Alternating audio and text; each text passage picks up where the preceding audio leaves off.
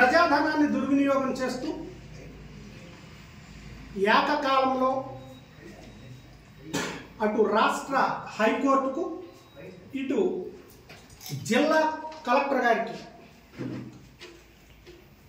వక్ర భాషను చెప్తూ ఉన్నతాధికారులకు స్థానిక అధికారులతో తప్పుడు రిపోర్ట్లు ఇచ్చి ప్రజాధనం ₹1 కోటి దుర్వినియోగం చేస్తూ సామాన్య ప్రజలను ఇబ్బందులకు గురి చేస్తున్న పరిస్థితిని ఒక్కసారి గమనించమని చెప్పి కోరుతున్నాను. గత ప్రభుత్వం అధికార వికేంద్రీకరణ చేయాలని, సామాన్య ప్రజలకు అధికార యంత్రాంగం అందుబాటులో ఉండాలనే లక్ష్యంతో ప్రతి 2000 జనాభాకు ఒక గ్రామ సచివాలయాన్ని ఏర్పాటు చేయడం జరిగింది. అందులో భాగంగా ఆముదాలవలస మండలంలో బొబ్బిలిపేట, చింతలపేట గ్రామాలను ఒక సచివాలయంగా ఏర్పాటు చేసి ఒక సచివాలయం, ఒక రైతు భరోసా కేంద్రం, ఒక వైఎస్ఆర్ హెల్త్ క్లినిక్ను మంజూరు చేయడం జరిగింది. అందులో భాగంగా వీటి నిర్మాణాలకు అప్పటి ఎంపీడీఓ స్థానిక తహసీల్దార్కు ప్రభుత్వ స్థలాన్ని చింతలపేటలో కేటాయింపు చేయవలసిందిగా ఒక లేఖ రాశారు. దానికి సమాధానంగా అప్పటి తహసీల్దార్ ఎంపీడీఓకి రాసిన లేఖ ఇది.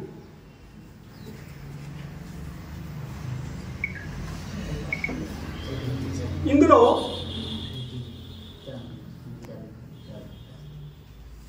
పై విషయంపై మండల సర్వేయర్ ఆముదాలవలస వారి నివేదిక ప్రాప్తికి క్షేత్రస్థాయిలో పరిశీలన చేయగా చింతలపేట గ్రామ పరిధిలో సరియగు ప్రభుత్వ స్థలం లేనందున చింతలపేట పంచాయతీ దండెంవలస రెవెన్యూ గ్రామం సర్వే నెంబర్ 44-1 10 సెంట్ల ప్రభుత్వ భూమిని గ్రామ సచివాలయ భవన నిర్మాణం చేపట్టుటకు అనువుగా ఉండునని తెలియజేస్తూ ఇందుతో స్కెచ్ మరియు అడంగల్ కాపీ జత చేస్తూ తదుపరి చర్య నిమిత్తం తమకు సమర్పిస్తున్నాము. ఇది అప్పట్లో తహసీల్దార్ ఎంపీడీఓ గారికి అడ్రస్ చేస్తూ ఇచ్చిన లేఖ, ఆ స్కెచ్.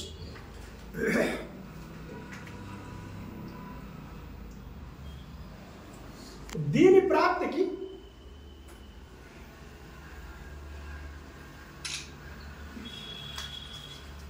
అప్పటి ఇంజనీరింగ్ అధికారులు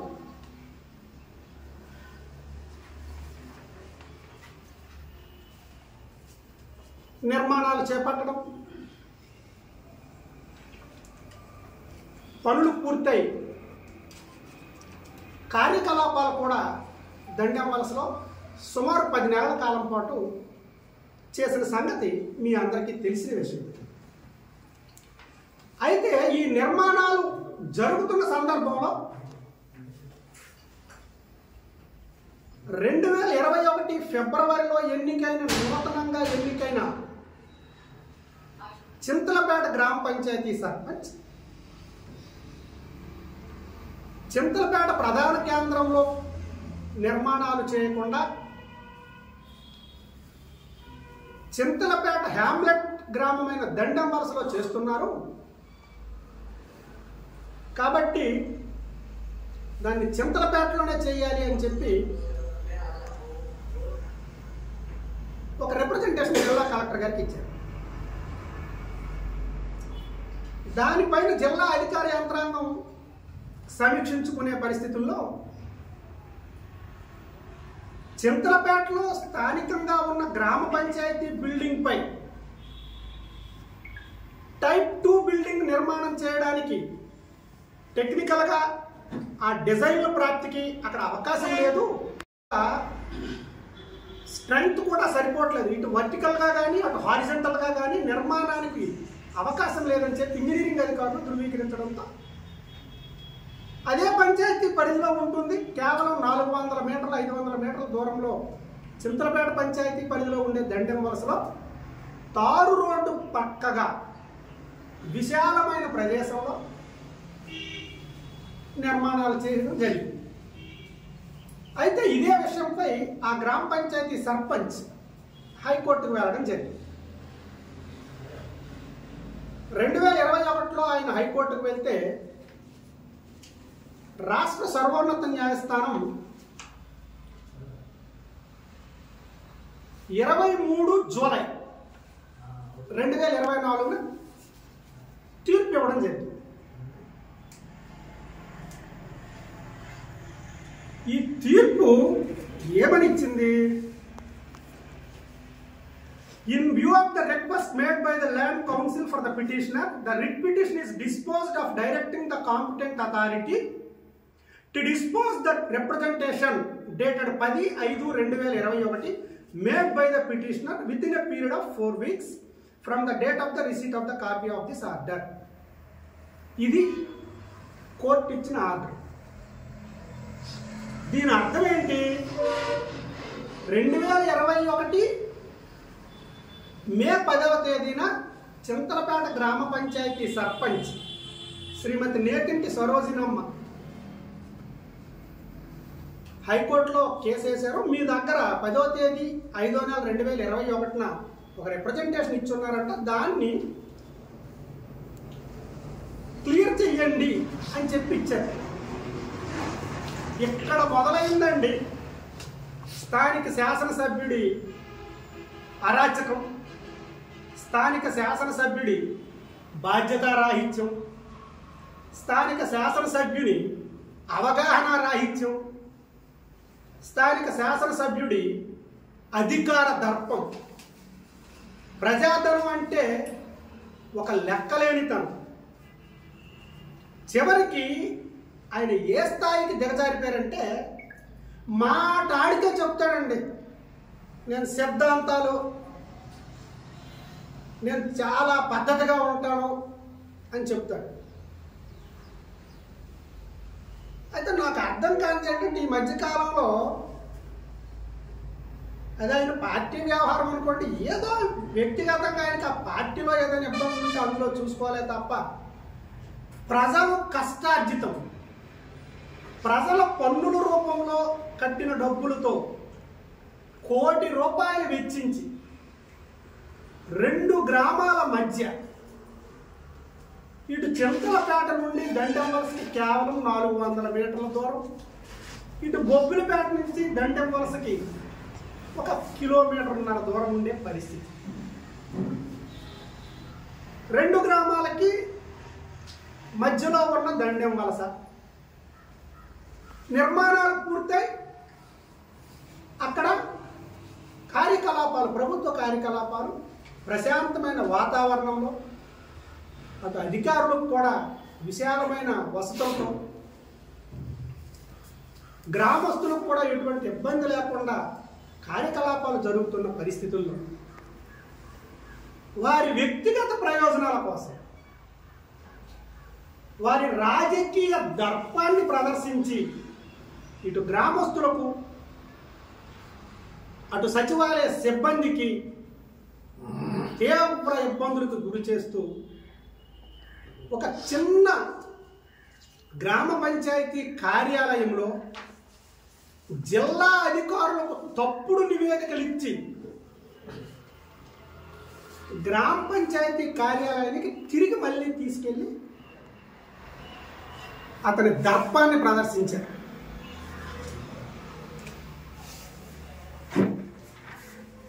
స్థానిక అధికారులకి ఈయన ఏ విధమైనటువంటి ఒత్తిడి తీసుకొస్తున్నారు, స్థానిక అధికారుల్ని భయభ్రాంతులకు గురి చేసి చివరికి వారి ఉద్యోగాల మీద కూడా ప్రమాదం తెచ్చుకునే పరిస్థితి. విచిత్రం ఏంటంటే కోర్టులో కేసు గ్రామ సర్పంచ్ గారు వేసిన తరువాత దీనికి ప్రభుత్వం వైపు నుంచి స్థానిక ఎంపీడీఓ, అప్పటి ఎంపీడీఓ, అప్పటి ప్రభుత్వ ప్రిన్సిపల్ సెక్రటరీ గారి తరపున, అలాగే జిల్లా కలెక్టర్ గారి తరపున, జిల్లా పంచాయతీ అధికారి గారి తరపున, ముగ్గురు తరపున కోర్టులో అఫిడవిట్ కూడా వేయడం జరిగింది, ప్రమాణ పత్రం.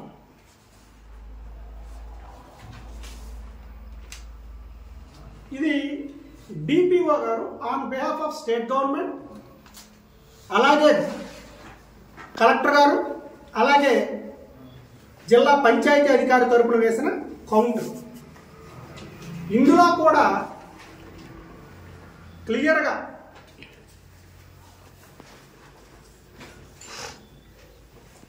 అక్కడ ఉండే పాత పంచాయతీ భవనంలో కట్టడానికి అవకాశం లేదు, దానిని ఎక్స్టెండ్ చేస్తూ ఎటువైపు కూడా ముందుకు వెళ్ళడానికి స్థలం లేదు, ఉన్న పంచాయతీ బిల్డింగ్ పై కట్టడానికి, పైన మొదటి అంతస్తు వేసి కట్టడానికి ఆ డిజైన్ పర్మిట్ చేయట్లేదు, స్ట్రెంగ్త్ కూడా సరిపోవట్లేదు. చింతలపేటలో నిర్మాణం చేయడానికి ప్రభుత్వ స్థలం లేదని చెప్పి తహసీల్దార్ గారు లిఖితపూర్వకంగా ఇచ్చారు అని చెప్పి కోర్టుకి సమాధానం చెప్పిన కౌంటర్ అఫిడవిట్. ఇదే విధంగా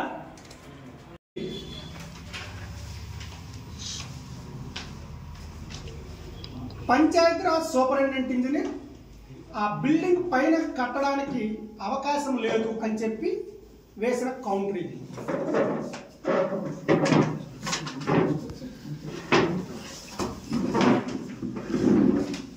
అటు వర్టికల్గా కానీ ఇటు హారిజెంటల్గా కానీ కట్టడానికి అవకాశం లేదు అని చెప్పి రాష్ట్ర హైకోర్టులో వేసిన కౌంటర్ అఫిడవిట్. అదేవిధంగా స్థానిక ఎంపీడీఓ, ఆముదాల వలస ఎంపీడీఓ కోర్టుకు సమర్పించిన ప్రమాణ పత్రం.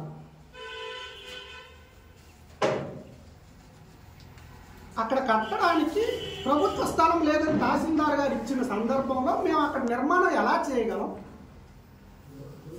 అని చెప్పి కోర్టులో ప్రమాణ పత్రాలు వేయడం జరిగింది. ఇవన్నీ చూసిన పిదప కోర్టు 4 వారాల్లో ఆ రిప్రజెంటేషన్ని డిస్పోజ్ చేయండి అని చెప్పించింది కోర్టు. అంతే తప్ప అక్కడి నుంచి షిఫ్ట్ చేయమని చెప్పి అని కోర్టు ఆదేశాలు ఇవ్వలేదు. ఈ ఆదేశాలను అనుసరించి గవర్నమెంట్ అడిషనల్ సెక్రటరీ హనుమంతారెడ్డి గారు డిస్ట్రిక్ట్ కలెక్టర్ గారికి ఒక లెటర్ పెట్టారు. ఈ లెటర్లో క్లియర్గా కోర్టు ఇచ్చిన 4 వారాల్లో ఆ అప్లికేషన్ని క్లియర్ చేయండి అని చెప్పారు తప్ప చింతలపేటకి ఆ సచివాలయాన్ని మార్చమని చెప్పి ఇందులో ఏమీ పేర్కోలేదు.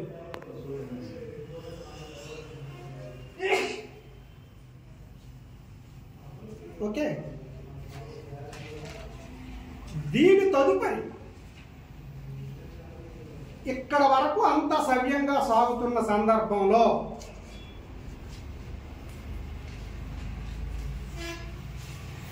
ఇక్కడ మొదలైందండి ఈ శాసనసభ్యుడి రాజకీయ దర్పం.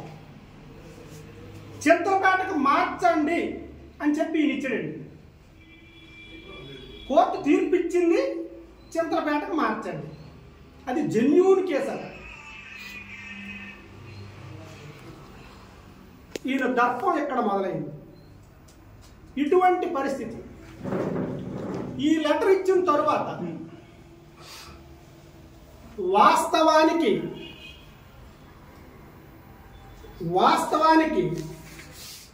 కోర్టు ఇచ్చిన తీర్పుకి ఎంపీడీఓ గారు జిల్లా ఇన్ఛార్జ్ అధికారి సచివాలయాలకి ఈ లెటర్ ప్రిపేర్ చేసి ఇచ్చారు. మొదట ప్రిపేర్ చేశారు, చింతలపేటలో స్థలం లేదు, రెవెన్యూ అధికారులు దాన్ని సర్టిఫై చేశారు. దాని తదుపరి అక్కడ దండెం వలసలో ఇచ్చిన స్థలంలో కట్టారు కాబట్టి ఆల్రెడీ అక్కడ కార్యకలాపాలు కూడా జరుగుతున్నాయి అని చెప్పి ప్రిపేర్ చేశారు పాపం. కానీ దీనిని పక్కన పెట్టించి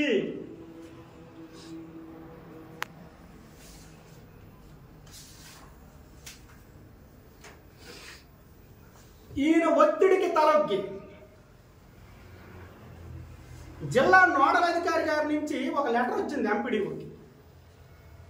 అందులో పాపం నోడల్ అధికారి ఈ ఆమ్దావాల్స్ ఎమ్మెల్యేని ఆంధ్రప్రదేశ్ ఎమ్మెల్యేని చేసాడు. ఆయన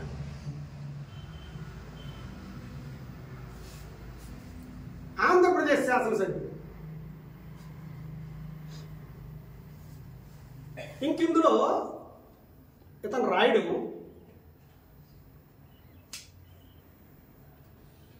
పై సూచిక 2లో శ్రీ కోన రవికుమార్ గౌరవ ఆంధ్రప్రదేశ్ శాసనసభ్యులు ఆమ్దాల్వలస నియోజకవర్గం వారు చింతలపేట గ్రామస్తుల కోరిక మేరకు రైతు భరోసా కేంద్ర సచివాలయంను మార్పుదల చేయమని సిఫార్సు చేశారట. అంటే ఈయనకి కోర్టు ఆర్డర్లు పనిచేయవు, ఈయన సిఫార్సు చేస్తాడు.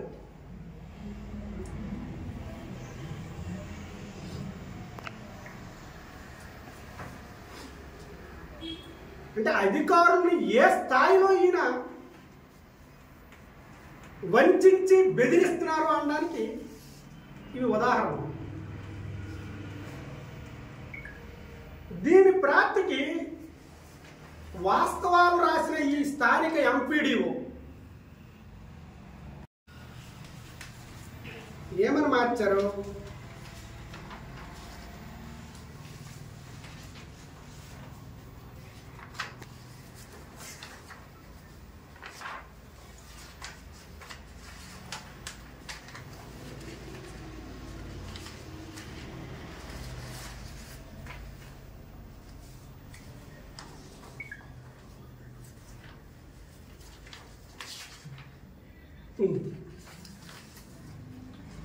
ఎంపీడీఓ గారు ఈ రిపోర్ట్ పంపించారు.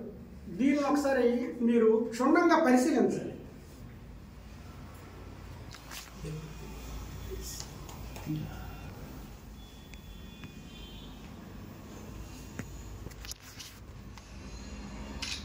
చిత్రం ఏంటంటే ఈయన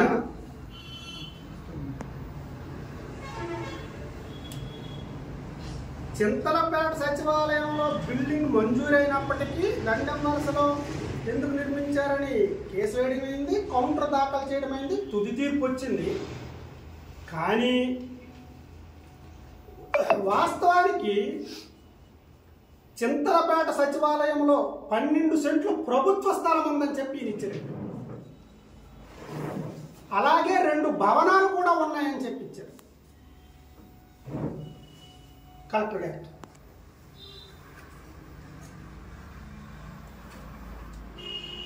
ఐదు 8/2024 అయితే ఏంటబ్బా ఇది తహసీల్దార్ గారు స్థలం లేదన్నారు, ఈయన కేటగారికల్గా 12 సెంట్ల స్థలం ఉందంటున్నారు, జిల్లా కలెక్టర్ గారు అఫిడవిట్ చేశారు స్థలం లేదని హైకోర్టులో, ఏంటి జరుగుతుందా అని చెప్పి ఒకసారి పరిశీలించుదామని చెప్పి ఎంపీడీఓ గారికి ఒక ఆర్టీఐలో మీకు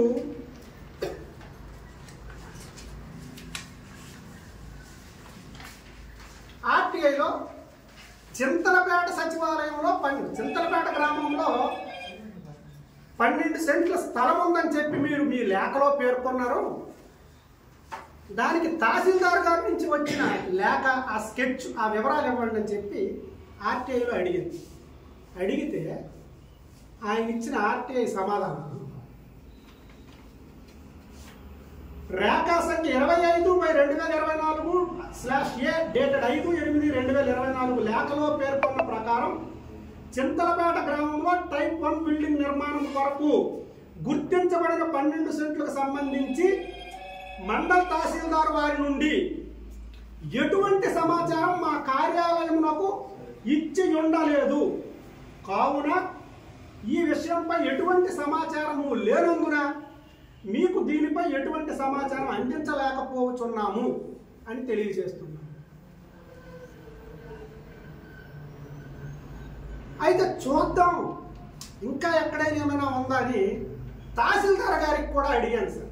సమాచార హక్కు చట్టంలో మీరు దండెం వలసలో సచివాలయ నిర్మాణం తరువాత చింతలపేటలో 12 సెంట్ల స్థలం తహసీల్దార్ గారి నుంచి ఎంపీడీఓ గారికి ఇచ్చినట్టు ఆయన చెప్తున్నారు కదా లెటర్లో. ఆ స్కెచ్ ఆ వివరాలు ఇమ్మని తహసీల్దార్ గారికి ఆర్టీఐ అడిగితే ఆయన క్లియర్గా ఈ కార్యాలయ రికార్డును పరిశీలించగా దండెం వలసలో సచివాలయ నిర్మాణం జరిగిన తదుపరి చింతలపేటలో ప్రభుత్వ స్థలం విషయమై ఎంపీడీఓ ఆమ్దాల వలస వారికి లేఖను పంపి ఉండలేదని దరఖాస్తుదారునికి ఈ ఎండార్స్మెంట్ ద్వారా తెలియచేయడమైంది. ఇది ఈ శాసనసభ్యుడు మాట్లాడితే ఓకదంపుడు ఉపన్యాసాలు చేసే ఈయన మాట్లాడితే చెప్తాడు ప్రజాధనం దుర్వినియోగం అవ్వకూడదు, నా పోరాటది అని చెప్పి ఈ డబల్ డమాబుస్ కబుర్లు చెప్పే ఈ రవికుమార్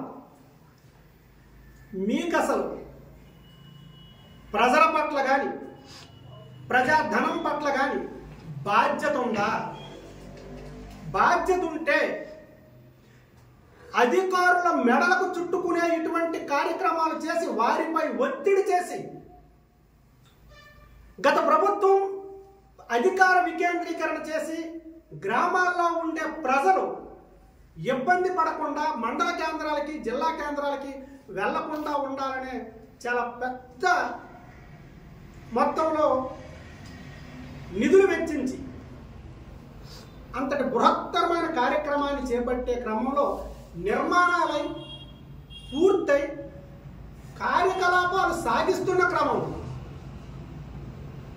దానిని తీసుకొని వెళ్ళి 12 మంది అధికారులు ఉండే ఆ పంచాయతీ భవనం దాని పరిస్థితి ఇటువంటి దయనీయమైన పరిస్థితుల్లో ఇది ఇప్పుడు చేస్తున్న కార్యాలయం 12 మంది అధికారులు ఇది నిర్మాణం చేసిన భవనం. ఇటువంటి విశాలమైన భవనాల్లో నిర్మాణాలు చేసి ఉద్యోగులు ప్రశాంతంగా సేవలు అందిస్తున్న క్రమంలో మీకు ఏంటి అసలు మీకున్న ఇబ్బంది ఏంటి? చింతలపేట సచివాలయ ప్రజలు అంత ప్రశాంతంగా ఉంటే మీకు వచ్చిన ఇబ్బంది ఏంటి? 400 మీటర్ల దూరంలో ఉంది. అదేమైనా మనం జమ్మూ కాశ్మీర్ వెళ్లాల్సిన పరిస్థితి.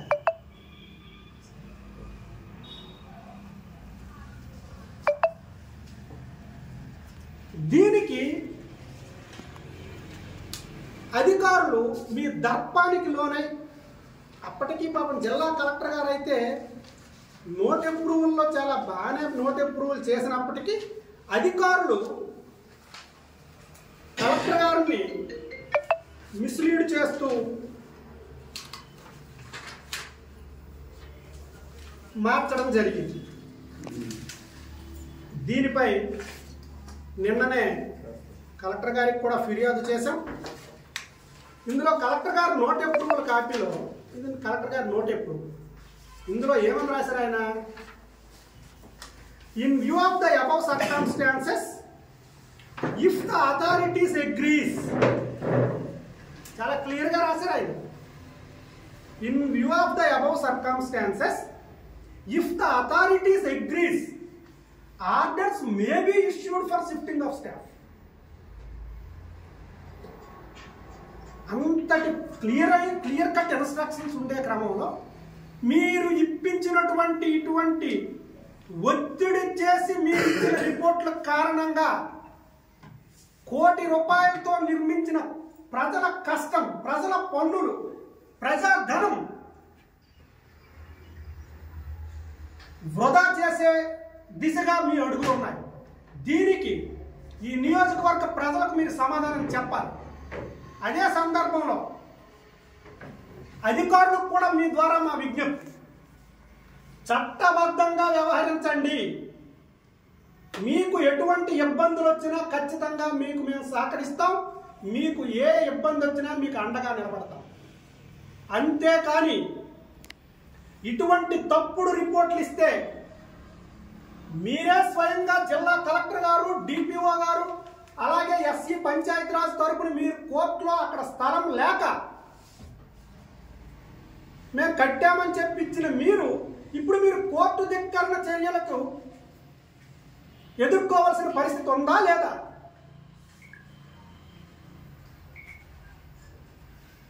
ఈ డబల్ డమాబుస్ వచ్చేమైనా కోర్టులో సమాధానం చెప్పడు కదా. అదే సందర్భంలో ఈ మధ్యకాలంలో ఈ శాసనసభ్యుడు మాట్లాడితే సచివాలయ సిబ్బంది పనితీరు పట్ల పనికి మాటలు మాట్లాడుతూ వారి ఆత్మవిశ్వాసాన్ని దెబ్బతీస్తున్నాడు. ఉద్యోగాలు చేసుకుంటుంటే ఈ సచివాలయాలనేమో షిఫ్ట్ చేస్తాం. కాబట్టి సచివాలయ సిబ్బందికి మీ ద్వారా మేము పూర్తి స్థాయి సంఘీభావం ప్రకటిస్తున్నాం. మీరు ప్రశాంతంగా చట్టబద్ధంగా న్యాయపరమైన సేవలు ప్రజలకు అందించండి. మీకు సంపూర్ణమైన మా మద్దతు ఉంటుందని చెప్పి మీరు అధైర్యపడవద్దు. ఇటువంటి శాసనసభ్యులు వస్తుంటారు, పోతుంటారు. కానీ మీ 30 ఏళ్ల మీ సేవలు ప్రజలకు చాలా అవసరం. మీరు అధైర్యపడవద్దు. ధైర్యంగా న్యాయబద్ధంగా చట్టపరమైన సేవలు అందించి ప్రజల మన్ననలు పొందండి అని చెప్పి తెలియజేస్తున్నాను. చివరిగా ఈ పూర్తి సమాచారాన్ని జిల్లా కలెక్టర్ గారి దృష్టికి నిన్న తీసుకువెళ్ళడం జరిగింది. వెంటనే ఈ తప్పుడు రిపోర్ట్లు ఇచ్చి ఈ సచివాలయ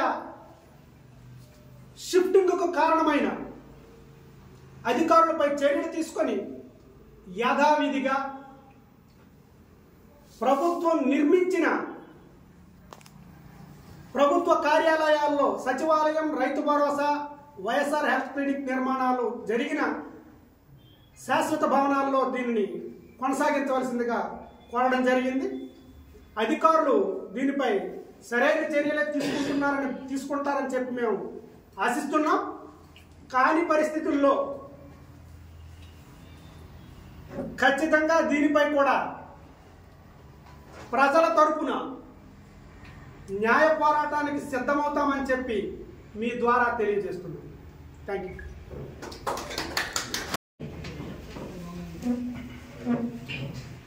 బూర్జు మండలం కంట్లం పంచాయతీ లచ్చైపేట గ్రామంలో సుమారు 200 మంది రైతులు 70-80 సంవత్సరాలుగా వారి సంపూర్ణ హక్కు అనుభవంలో ఉండే పరిస్థితుల్లో రీసర్వేలో గయాలు అని చెప్పి రీసర్వేలో నమోదైందన్న ఒక కారణంతో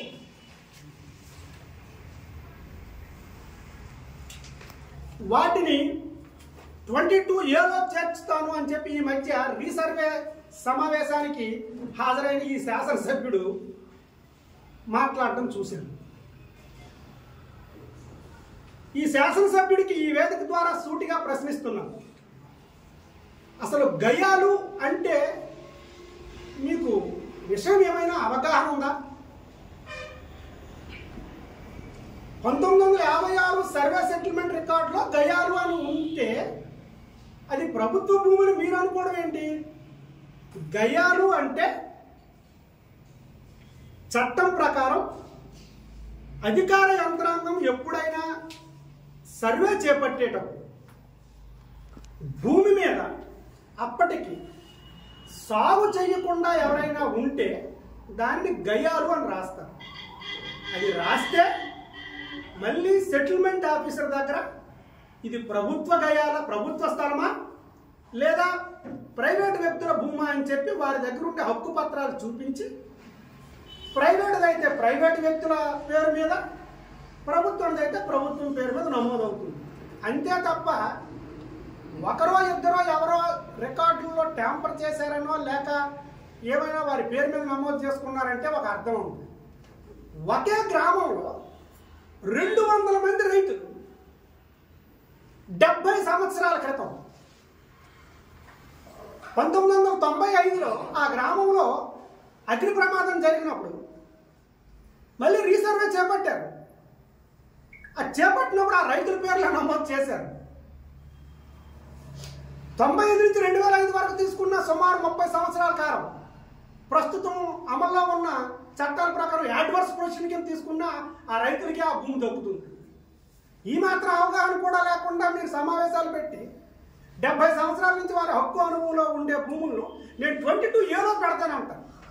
ఈయనకి ఆంధ్రవలస నియోజకవర్గ ప్రజలు అధికారాన్ని ఇచ్చింది ప్రజల సమస్యలు తీర్చడానికా లేక ప్రజలకి సమస్యలు కల్పించడానికి? 22Aలో ఎవరిదైనా రైతు భూమి పొరపాటున అధికార యంత్రాంగం చేర్చితే దాన్ని జరాయితీగా వాళ్ళ దగ్గర ఉండే ఆధారాలు తీసుకొని అధికారులకు అవి పరిశీలించి ఆ సమస్యను పరిష్కరించండి అని చెప్పాల్సింది పోయి నేరుగా గ్రామంలో సమావేశం పెట్టి ఈ భూములన్నీ నేను 22Aలో చేర్చేస్తాను, తర్వాత చూసుకుందాం అంటారు. అంటే దాని ఉద్దేశం తెలుసా మీకు? తెర వెనుక దాని ఉద్దేశం 22Aలో చేర్చిస్తే ప్రభుత్వ భూమి కింద నమోదైతే మీరు అనుచరుల పేరు మీద ఆ భూమిని కైంకర్యం చేయడం తప్ప ఇంకొకటి కాదు. 22Aలో చేస్తే గవర్నమెంట్ ల్యాండ్ కింద నమోదవుద్ది. కొంచెం కాలం, 1 సంవత్సరం 2 సంవత్సరాల తర్వాత ప్రశాంతంగా 60 ఎకరాల భూమిని మనం మన అనుచరుల పేరుతో అది ఇంకా స్వాహా చేసుకోవచ్చు అనే ఉద్దేశమా? గతంలో వెన్నెల వరుసగా ప్రయత్నించారు, ఇప్పుడు లచ్చయ్యపేటకి ప్రయత్నమా? ఒక్కసారి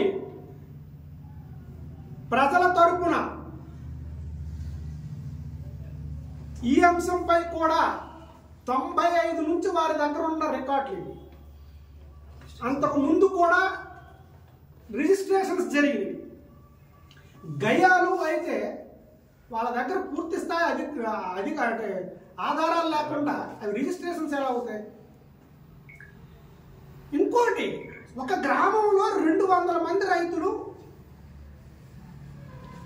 ఈ రికార్డులు ఎలా వచ్చాయి? 95లో రీసర్వే చేశారు, అప్పుడు కూడా వీళ్ళకి ఇచ్చారు. అలా అనుకుంటే జిల్లా మొత్తం గయాలు అని చెప్పి సర్వే ల్యాండ్ రికార్డ్స్లో గయాలు అని చెప్పినవన్నీ ప్రభుత్వ భూముల కింద మీరు 22Aలో చేర్చండి. ఒక లచ్చయ్యపేటకు ఒక రూలా, రాష్ట్రానికి ఒక రూలా? దానికి సర్వే ఇంకెందుకు? గవర్నమెంట్ రికార్డును పరిశీలించి రాష్ట్రం మొత్తం మీద గయాలు అని చెప్పి ఉండే క్లాసిఫికేషన్లో భూమి స్వభావంలో గయాలు అని చెప్పి ఏవైతే ఉన్నాయో వాటిని 22Aలో చేర్చడానికి ఇంక మళ్ళీ అధికారులు ఎందుకు? మీరు జిల్లా కలెక్టర్ కార్యాలయంలో కూర్చుంటే ఎక్సెల్లో చూస్తే చివరి కాలంలో గయాలు పెట్టండి. ఈ సందర్భంగా మీరు మా పరిశీలనలో ఈ 5 నెలల్లో మేము గమనించింది ఏంటంటే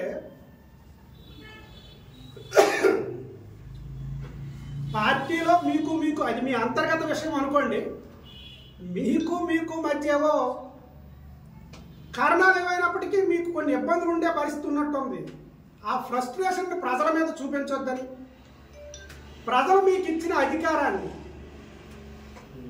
ప్రజా సంక్షేమం కోసం ప్రజల సమస్యలను పరిష్కరించే దిశగా మీరు అడుగులేయాలి. అలా కాదని చెప్పి అధికారం ఉంది, నేను దర్పాన్ని ప్రదర్శిస్తానంటే ఖచ్చితంగా నియోజకవర్గ ప్రజల తరపున పోరాటానికి మేము ఎల్లప్పుడూ సిద్ధంగా ఉంటామని చెప్పి మీ ద్వారా తెలియజేస్తున్నాం. Thank you.